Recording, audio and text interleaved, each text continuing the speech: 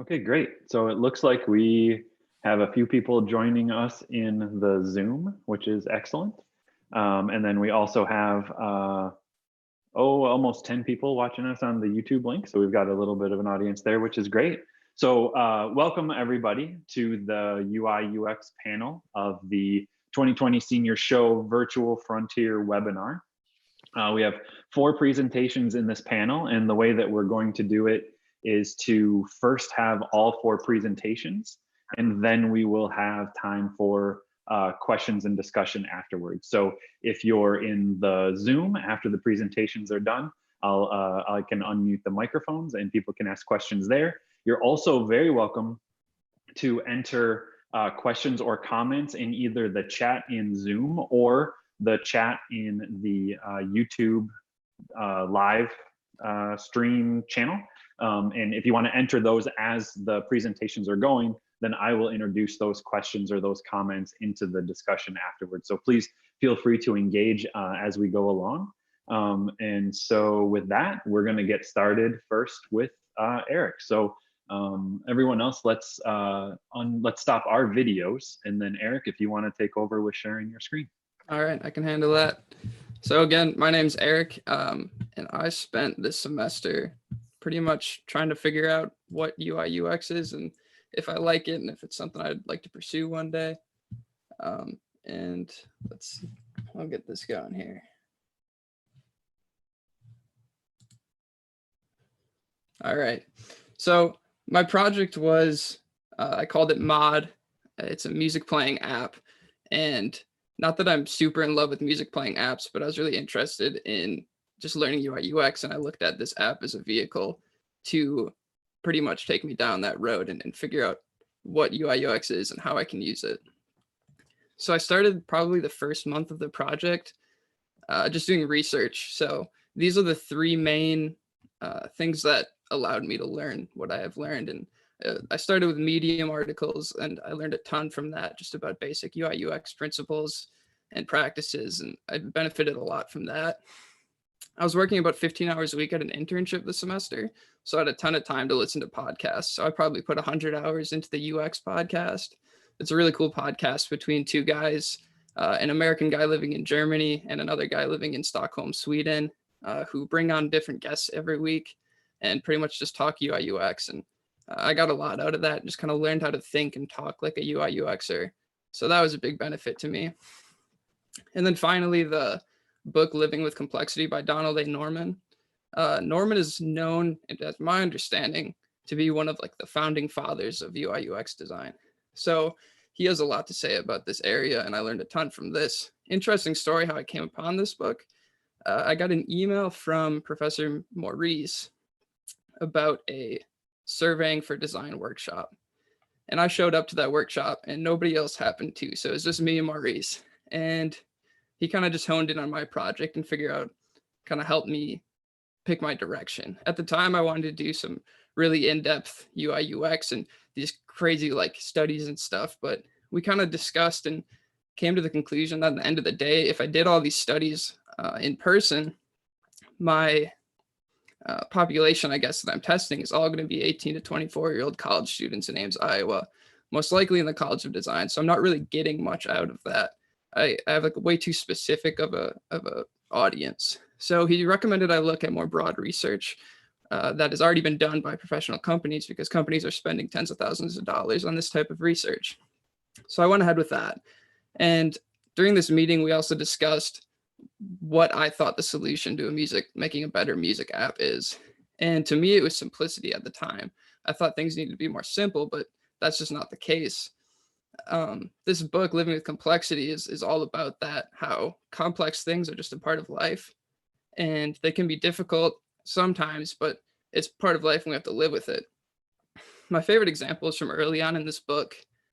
He mentions an airplane cockpit and how to somebody like me, it's chaotic and makes no sense and I have no clue what anything does or where it even look. But to a pilot, everything's organized in really specific areas and everything makes sense, and it's complex, but it's good. And the same example can be used for something as simple as like a TV remote. If you remove some of the buttons, you remove a lot of the functionality. So moving forward, I wanted to start with branding. And I figured, in my experience downloading apps, I go to the Play Store. I'm an Android user, so that's most of my experience is the Play Store. And I look for an app that looks pretty to me, more or less. And then I go from there. So how can I make an app jump off the page and be unique? I was looking at the apps that already existed, and so many of them had the exact same designs, which I'll show you in a second. So I needed to do something different. I noticed there was no blue and red colorways, so I figured that was one way to set myself apart. And there weren't any interesting textures, so I went ahead with that. The symbol I needed, in my opinion, because I needed to convey that this app is for music, specifically a music app. So without that, I feel like it doesn't communicate as much. And then I wanted the word mark in there to make the name more recognizable and memorable. So I put all that together into a little icon here, which can then be used on the Play Store and hopefully look a little different from what's already out there. These are the top results on the Google Play Store right now, searching music player. And as you can see, there's only 3 different designs really going on: a black and red, a blue, and pretty much an Instagram clone. So I wanted to stray away from that and try and set myself apart. So with the branding, that's kind of the direction I headed. Next here, I have a couple different things that these were kind of designed with Instagram in mind, just as some promotional material. I made these in the middle of my actual UI design, and I kind of just needed a creative outlet because so much of that is kind of repetitive and, you're kind of limited to what you can do. So I just had fun with these and just kind of made them just to get some creativity flowing. Next were wireframes. And in the top right, I have a link to the app that I designed. It's an Adobe XD app. So it's a little buggy online, but I'll take you around it in the presentation. So in case you don't want to go to the link, but these are my wireframes. And when I made these, I really didn't know what I was doing, to be honest. As you can see, the proportions are completely off and just don't look right. That's just because I didn't really understand what pixel density was at the time and what size to design in. But eventually I figured all that out and was able to take the wireframes and still use them and turn them into the final product. So I guess I'll jump back and forth a little bit here to kind of show the transition. So although they weren't designed perfectly, it was still a very useful thing for me to use. So yeah, now I'll take you over to the Adobe XD file. So I want to touch on that complexity part of things. So these are all the screens, and I know you can't see much on them right now, but if I highlight everything, you'll see all the links, and it's chaotic and complex, but completely necessary. And without it, it's just not going to work. So that's one of the principles I learned from that book, and something, I started to realize a little more since reading that. So in the prototype, I kind of just was able to, let's actually start at a different location here. When I started this prototype, I hadn't known about a thing called Google Material Design. And once I discovered that, it became so much more useful because it has a lot of the standards and specifications and reasoning behind different sizes out there for me to work with. So that was a really beneficial thing. One thing I didn't think about while designing this is how deep some of these screens go. So just for example, the sign-in process, you have to have an option to create an account and sign in. So if you click sign in, well, now you have to be able to sign in, but what if you forgot your password? So now you have a screen to reset your password and you have to enter your email for security reasons. You reset it, you get a confirmation screen, and you're back to the sign in. So there's so many screens that go into things that seem simple and I kind of overlooked. I tossed in some of my favorite music that I've been listening to over the past months, just to make it look a little more interesting than song name and artist and whatnot. And it should be, for the most part, as functional as a normal app, obviously not coded or developed yet, but in the stages that it could be sent along to a developer. So yeah, this is just a project I was really exploring UI/UX and just kind of seeing if this is something I want to do professionally. And I kind of came to the conclusion that it is something I'd like to do, enough to the point where I actually applied to the human computer interaction program here, which I have been accepted to and will be completing over the next year. So very excited for that. I got a lot out of this presentation, just had a lot of fun with it. So I guess I'll leave it at that. All right, great.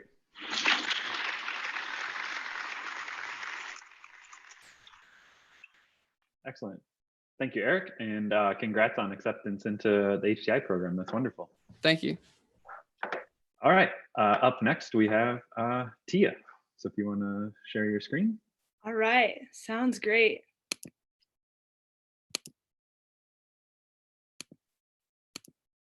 Okay, let's play this. So for those who don't know me, my name is Tia Nieland, and I did my capstone on branding and application design, which is called Parallel Sound. So Parallel Sound is essentially a platform that would stream concerts right to you wherever you would like.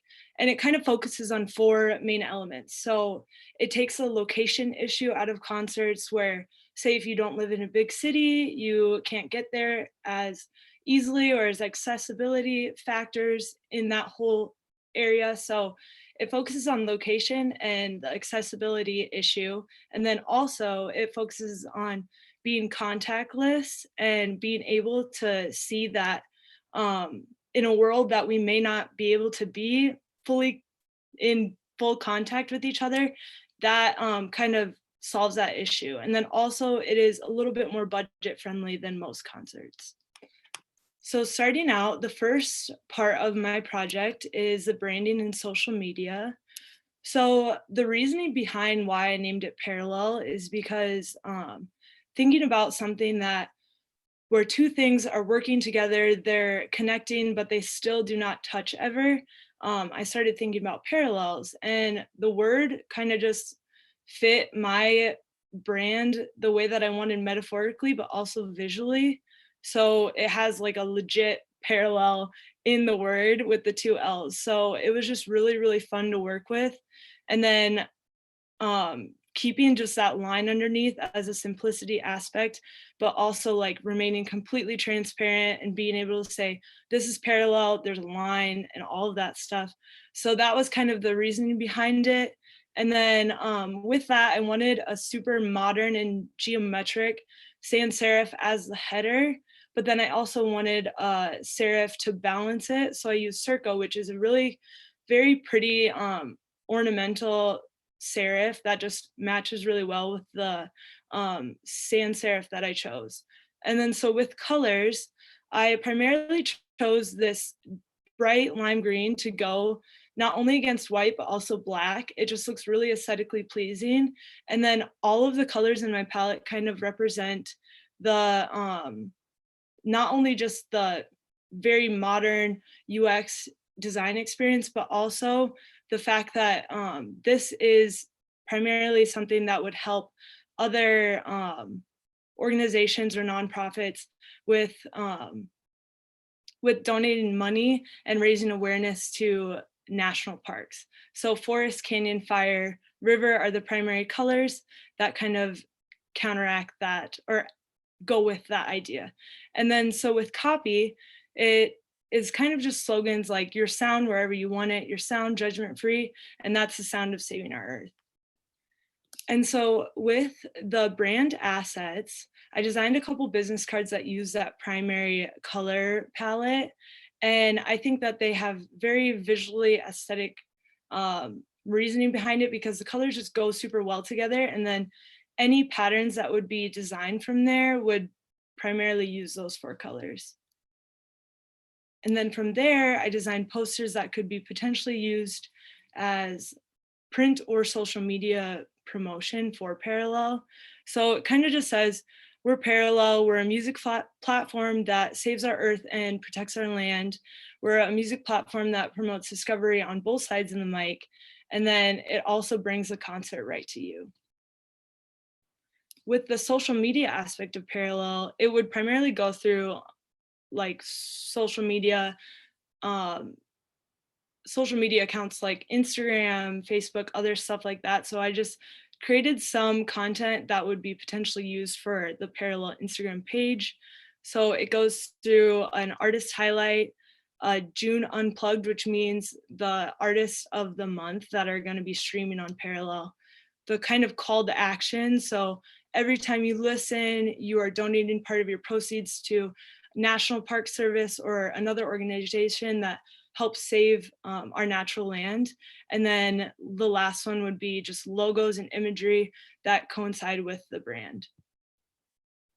And then the last part of the social media aspect would be stories that can be used not only for Parallel's branding, but any organizations that want to promote Parallel and any artists that are streaming, they can present these, and then the viewer can swipe up and be connected right to Parallel that way.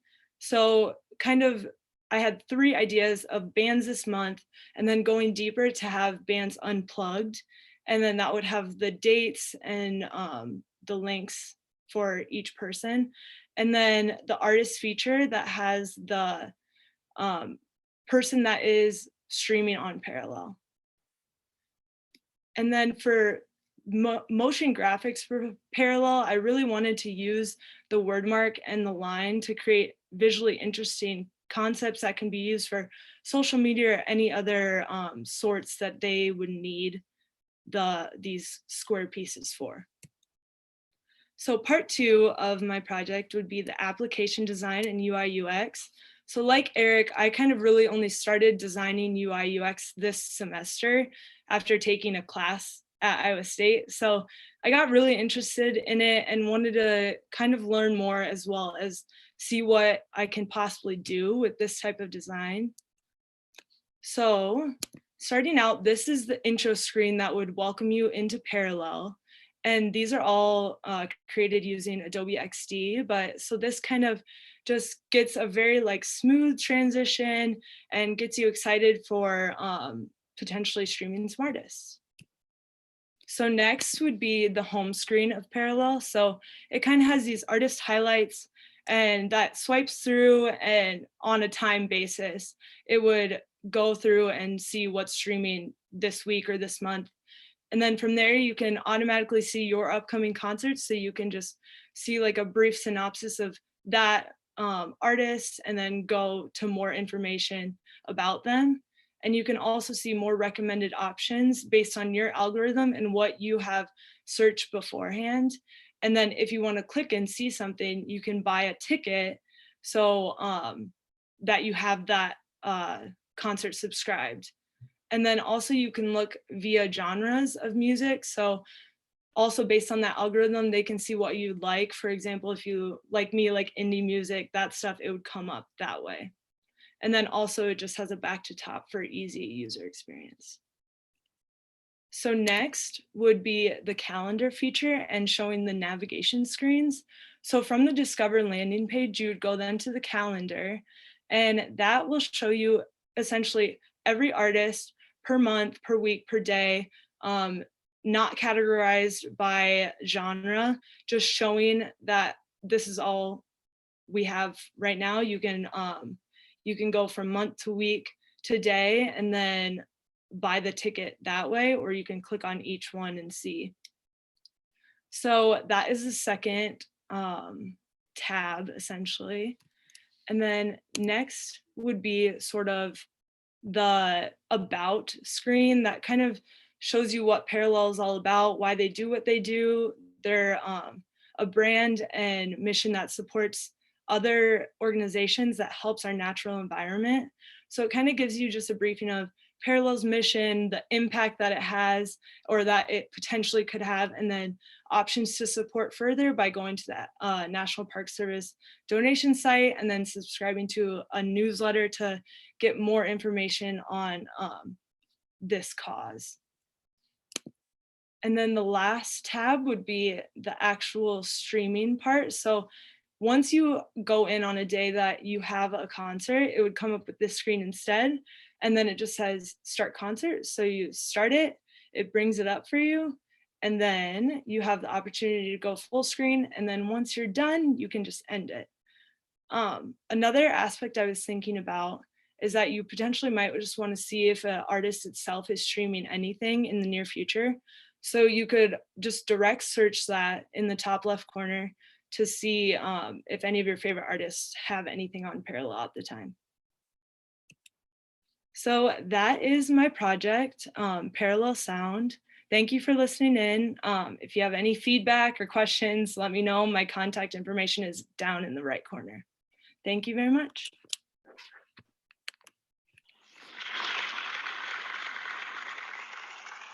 All right, great. Thank you, Tia. All right, Kyle, you are up next.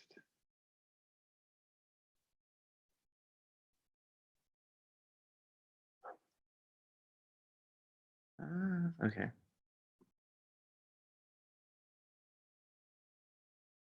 Can everybody see and hear me okay? Yes. Perfect. All right, so for this year, I decided to, well, I originally started off my capstone looking into things that interested me and things that I wanted to pursue later on, kind of things that I would want to do in my career. And so this app that I have created and this the brand that also surrounds it, Talkativ, is a language learning app that you can immerse yourself into another language and culture by way of using kind of a social media platform. Just to give a brief on like the branding aspects, I chose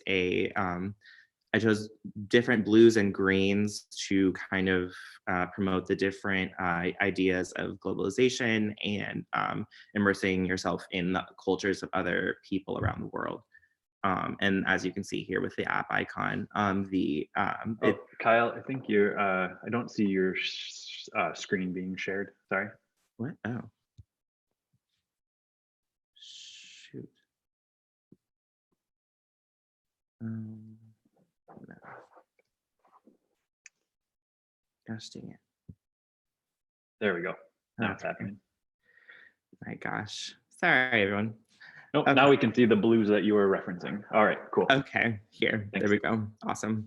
And okay, here we go. Now, and then the app icon here is, as I was saying, including all of the, like a various selection of different languages from around the world. And then here we have, so this is just the beginning of the app interface. Basically the, it's just very simple. Like you would hit get started and it would bring you to a login page, and then you would just choose all of the different languages that you would like to see within your feed, which is similar to, I've basically based all of this, gotten inspiration from Instagram and various language learning apps, such as there's Busuu, there's Duolingo is a very popular one. Also a few social media ones as well that are similar but not quite the same. I won't name all of them because there are quite a few. But the idea of the difference between these ones is that basically we have, it's a similar idea to what TikTok looks like, where you can see the videos and you scroll through and each one would be somebody different. But so as we see here, so in this central screen, and this is showing the lighter version of the app, as most phones are now offering a dark and light mode just for different times of day that are on the eyes. Basically, you have the option to click the closed caption, and similar to what YouTube's algorithm is, it would show up on the bottom of the screen. And you'd be able to play and pause and click on each, or like tap on the, in this case, each of the words, and it would give you a dictionary definition in your chosen language of what that word means. So that way, if there's something that you don't quite understand, then you will be able to do that very seamlessly. And also you can have conversations with people from other places in the world. That way you still have the closer interaction with somebody as well. And And then we have a couple different designs here. Just I wanted to say that I had a couple different ideas. One was more kind of an Instagram style, and the other one closer to TikTok, where the video is full screen, and then the other one is more where you swipe down and it's like one long page essentially.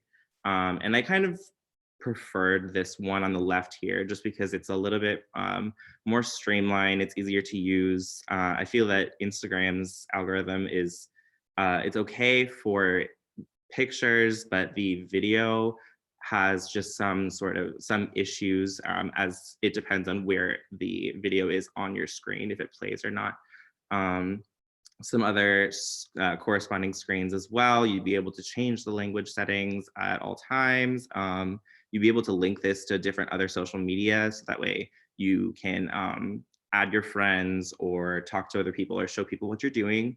And then eventually throughout this whole process, I had so many screens on my XD file that I really ran out of time, honestly, to finish the website, but I already do have some screens for it, and I'm just trying to get it all mocked up. So that will also be something I hope to include in this on the final website once I get there. As we have 62 screens for this, and then probably more for the website, hopefully. And this was just something I made quickly for the promotion, something that would show up on social media or something similar. It's just to show like how easy it is to use and how it's social media. But I have my friend from Brazil, and I actually transcribed all of his everything that he says in this video, and you can see all of his words like as he is saying them. And coding this would definitely be something I would have to ask a developer for like ideas or ways to figure it out. But I think it would definitely be something that, given the parameters of web design and app design, that it would be something that was possibly possible. And then here's just a couple of, I wanted to just show these off because I actually did like a full terms of use and privacy policy just for fun, because why not? But they're very long. And at the very bottom of one, it says that if you've gotten this far, it just goes to show how much of a nerd you've become. And thank you very much for your time.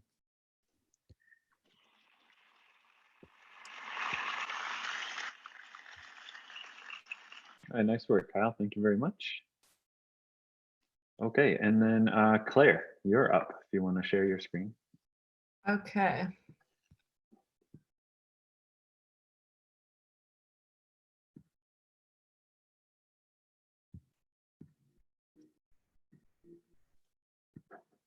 Great. Okay, so my project isn't actually UI UX, but it's more of like an exhibition design.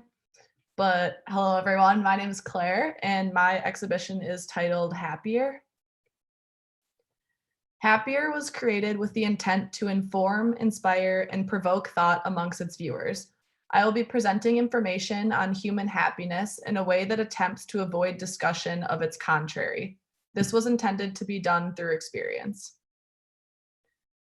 Mental health among young adults today is the worst it has ever been in history and is the root of a lot of struggles I see in my peers' lives. Yet often talk about this topic is done so in a mundane manner that rarely has impactful results. Through witnessing negative effects of stress and mental health amongst those around me, I decided there was a need among young adults today. This basic human need is happiness, and I have worked to present ways in which we can achieve this emotion through minuscule actions and habits.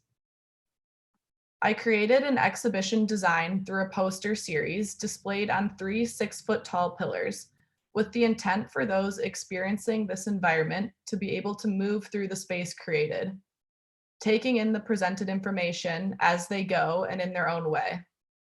In order to define the environment without the use of physical walls, I utilized the ground as a space to expand the branding of Happier. This is my exhibition space as it was intended to be built. As you can see, there's 3 separate pillars presenting information on the topic. As I mentioned earlier, there isn't walls defining my 10 by 10 space. And I did this with the intent for those experiencing it to have the opportunity to come into the space at different angles and to allow the space to be welcoming and intriguing for individuals to experience it. With that being said, with no walls, I did feel that there was the need to still create a space more so than the 3 pillars defined themselves. And that's why I decided to utilize the flooring as a way to expand that branding. With that being done, I came across another challenge with adding those geometric shapes to the ground. And that is that now the person experiencing the space isn't only coming into contact with the pillars themselves, but with something on the ground. And I had to think about how they would experience that as well. Therefore, when I placed the specific shapes on the ground pattern, I had to think about the pathways that these might create when someone walks into the space. You may notice on one of the pillars, there's a side that portrays the collateral pieces I also created when building my exhibition space. And these were built with the intent to allow the concept of happier to expand beyond this physical space. So as I said, the pillars are basically poster series that are displayed on each one. And they are all presenting information around the general concept of happiness. Obviously, that's a very broad topic. So when beginning initial research, I decided to narrow down all the information I was coming into contact with. And with that, decided I needed to come up with a way to organize it. I did that by having each pillar have its own theme.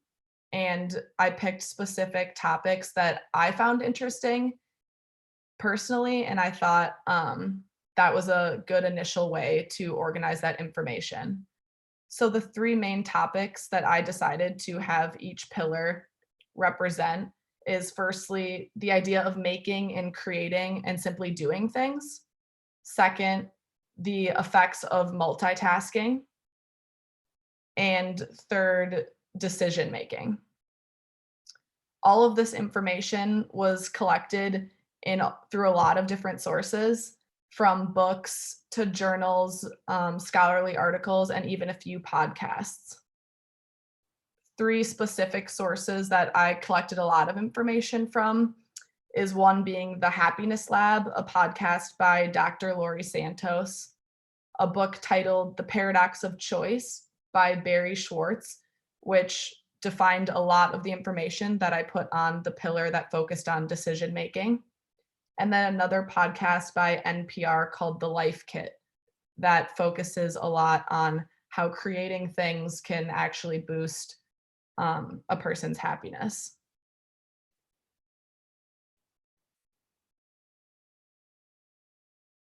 As I mentioned earlier, I also created some collateral pieces.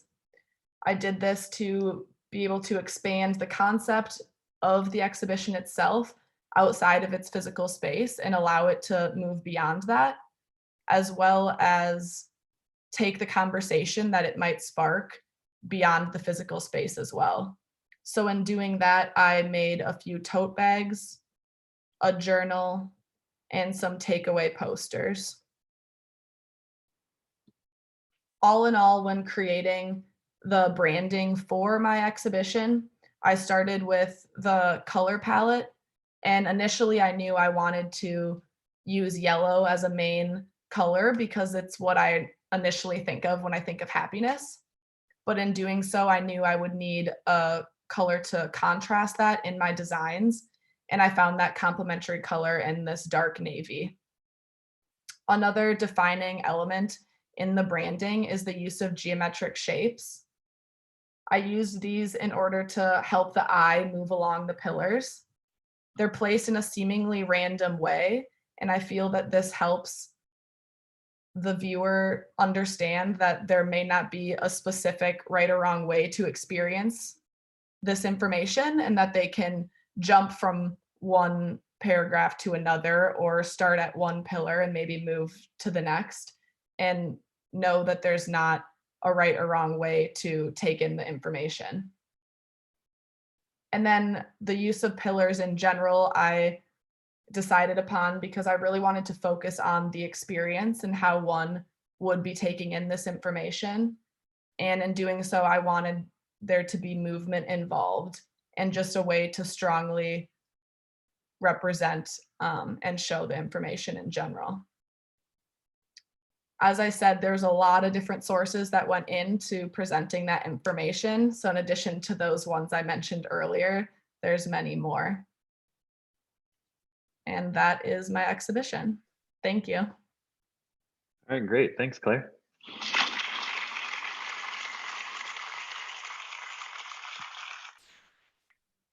Okay, so now I want to open it up for questions. If anybody in the Zoom channel would like to unmute themselves and ask a question, or if you want to type it into the chat, that would be fine too, and I can read it. And same for anybody watching on YouTube. We have some folks there. So if anyone in YouTube would like to enter a question or a comment into the text chat, I can see that, and I will introduce that into the conversation as well. So first, does anybody in the Zoom have any questions or anything that they'd like to point out? We have a number of faculty and a professional guest.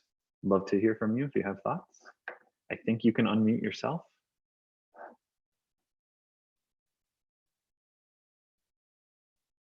Hi, I think I'm the professional guest. Yes. Hi, Renee. Hey. No, I just thought, particularly the first presentation, I think it was Eric, I was really, really excited to hear all of the research that you had done, and also like incorporating material design. I thought that was really excellent. I think a lot of the times I see people kind of reinventing stuff, and it makes it harder for developers when it gets to them if you're not kind of using those patterns that already exist. So I was really excited to see that. And overall, I think all of these projects were off to really, really good starts. Thanks. Yeah, I was really worried about trying to reinvent the wheel, I guess, that's why I was really happy I found material design. I kind of took it back in my head to like drawing classes where we had to learn how to draw still life before we could go and make abstract art. So that's kind of my mindset going into that.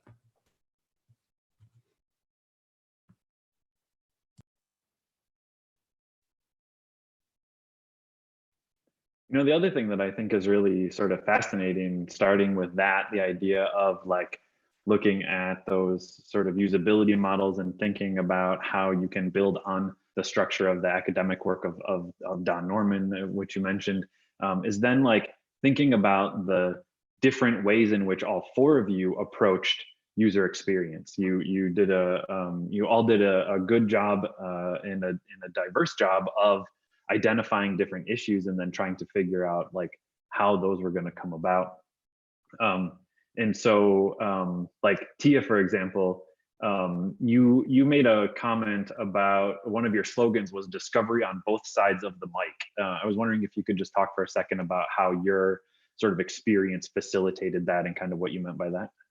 Yeah, so that slogan kind of came from the opportunity that not only the artists can collaborate and connect with their viewers in a different way, so they're learning in that sort of way, a new discovery of how to reach out to fans, and then also the viewers are getting more of a intimate experience on their side because they get to see the artists that they love in their own space, in the comfort of their home, streaming it however they'd want. And so that was kind of the idea, that you get to discover new ways to connect on both sides. Great. Yeah, and then Kyle, you had a very specific goal, which is a very complicated thing, learn a language, right? And like those challenges become very different depending on what the language was. And so as you were going through your process, what were some of the initial things that you were having to kind of wrestle with as you were figuring out this format? Because I think your final presentation shows something that's really quite complete and thought out. But at the beginning, I don't think it was so easily clarified. I think you had to really kind of move through a lot of different things to make that happen. Do you kind of remember some of those early sketches for how, like, so what some of the value of those different processes were?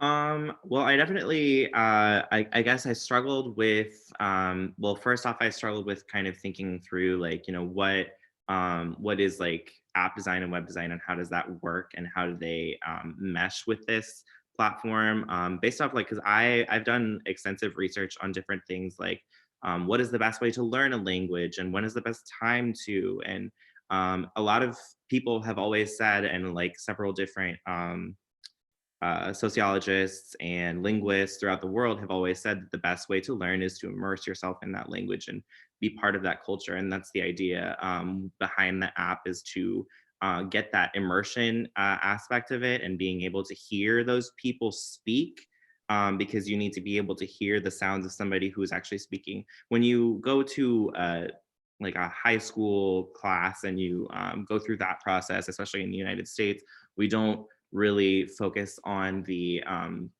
aspect of teaching kids young, and we don't really get them through that like developmental period where you actually lose the ability to hear a lot of those phonetic sounds, and you tend to associate them with the things that you have always heard growing up. About the age of 16 is when you lose the ability. So I really wanted to get this this sort of platform that allows you to hear that and be able to experience that. I guess like, yeah, a lot of the issues I've had were also, I really wanted to code this. Coding was something that I was like, it was just this big, like huge elephant in the room that I had absolutely no idea how to do. I really wanted to actually get into the nitty-gritty and do this myself, but it's such a long process, and something that I really would look forward to in the future, because it's like learning a language for me. It's personal passion of mine to, I really want to be able to learn several languages and be able to communicate with people all over the globe, because you never understand how amazing it is to be able to have a conversation with somebody that you wouldn't have been able to have if you were not, if you didn't speak that language. Like, you wouldn't have all of these experiences with all of these unique and amazing people all over the globe that don't speak English. And so that's kind of the reason for this app, is to make it easier for people to get that experience that I've had myself. And it's a really amazing feeling. So Nice. Yeah. And to your sort of continuing on your thought about wanting to build it, Renee just commented in the chat that she wanted to commend everybody on their functional XD prototypes and how good it was to see all of those. Specifically, Claire, she would have loved to experience your thing in person. And so I was wondering, Claire, if you could talk just, just even a little bit about what how did the process of putting that together help inform some of the decisions that you made? Like putting together the mock-up that I created? The model, yeah, the mock-up, the actual like spatial model. Yeah, so I used Cinema 4D, which I'd never really used before, so it was definitely like a learning curve. But it helped because obviously not physically building it, like it's hard to visualize what it would be. So it was good to see, like, be able to move like through Cinema 4D, but move through the space and see like how the size of the pillars and how that effect might have on if we were actually in the space itself. Nice. All right, great. All right, how about anybody else on the Zoom? Any other faculty, friends, family in the Zoom have any other questions or things that they would like to introduce into the conversation? Let's see. Yeah, go ahead, Paul. I think I just unmuted you.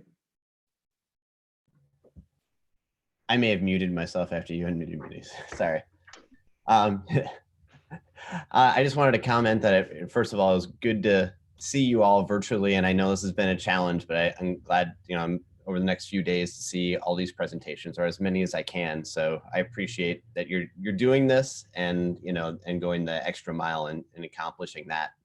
And I also appreciated seeing Eric sharing kind of some of his early attempts and divulging, okay, maybe I made a mistake, but I was able to salvage your work. And so I think sharing that kind of information, that that part of the process is you're never really failing, you're always learning something. And yeah, I just appreciated that you shared that as part of your story and as part of your narrative. I Yeah. got to jump to another meetings, but yeah, go ahead. Okay. Yeah, thanks. I mean, this is such a self-guided project, so I was kind of just discovering things every day and just kind of rolling with the punches and trying to make the best of it.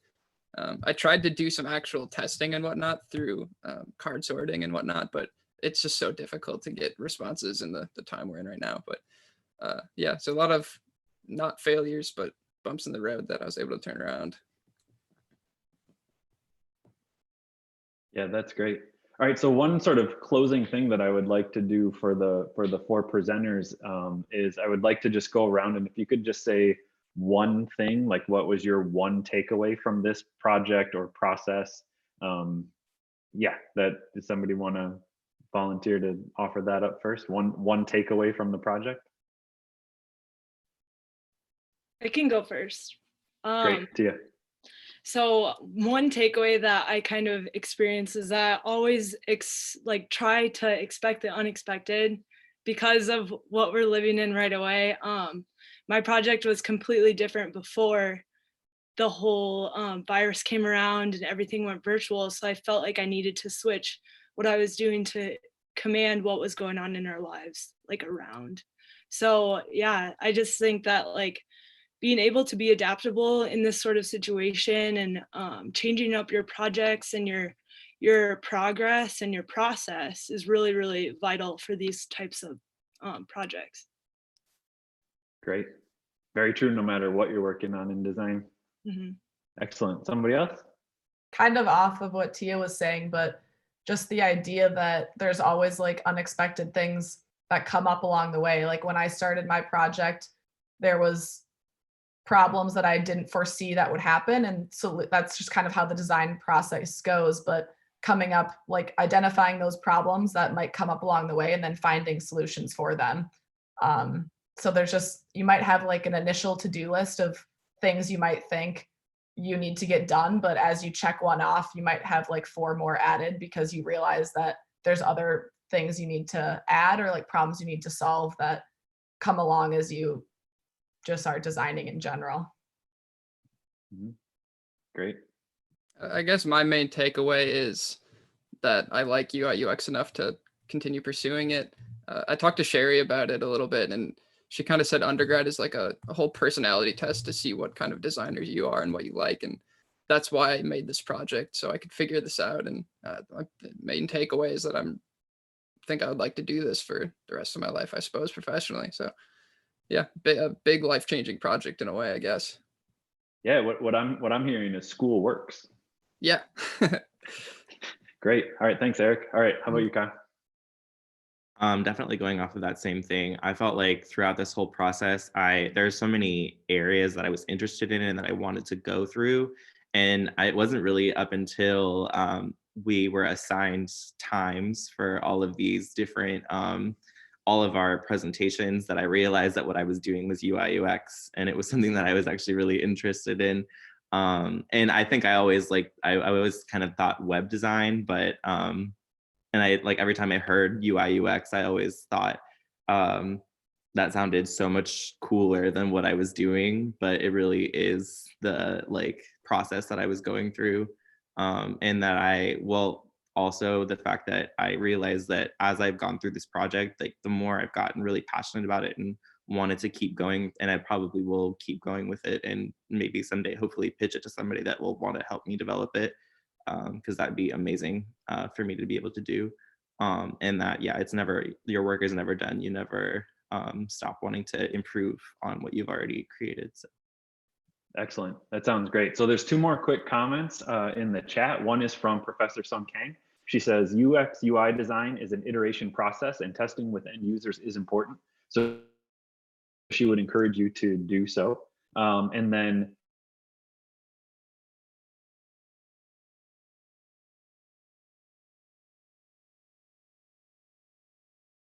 without ego is also very appreciated. You all come across as easygoing and very approachable. And I would also add to that you did a very nice job of also supporting what you were presenting with solid information. So with that, I see no new comments in the YouTube or in the Zoom. So I want to thank you for going first. This is the first panel. This is the first time we're doing this. So thank you for jumping on board and being willing to be the first folks shot into space on this one. I really appreciate it. Really good work. If anybody wants to check out the work of these students and all the other students who are graduating this year, you can check out isugd.com/2020 senior show. That website is in the process of being put up. The students are adding their projects. All 68 capstones will be there. Our next YouTube seminar will be in about 1 hour at 4 o'clock today. And all the rest of the details about that are also on the isugd.com website. So thank you for Tia, Claire, Kyle, and Eric for doing this today. It was really great to see your work, and thanks to everyone for the questions and the comments. Thank you.